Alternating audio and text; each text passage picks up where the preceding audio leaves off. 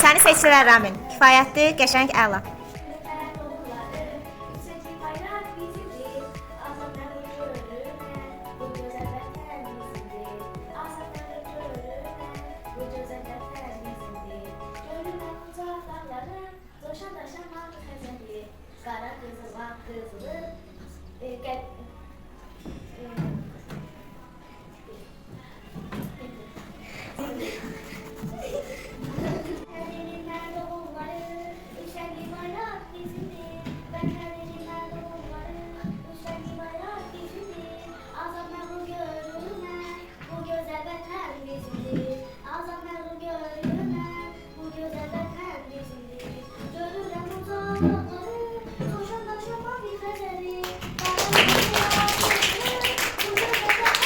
Aferin, səni seçdilər Adilə. Təşəkkürlər, əla.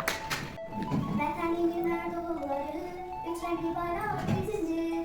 Vətənimin hər doğulları, üç rəngli bayraq bizimdir. Azad məğlub görünən, bu gözəl vətən bizimdir. Azad məğlub görünən.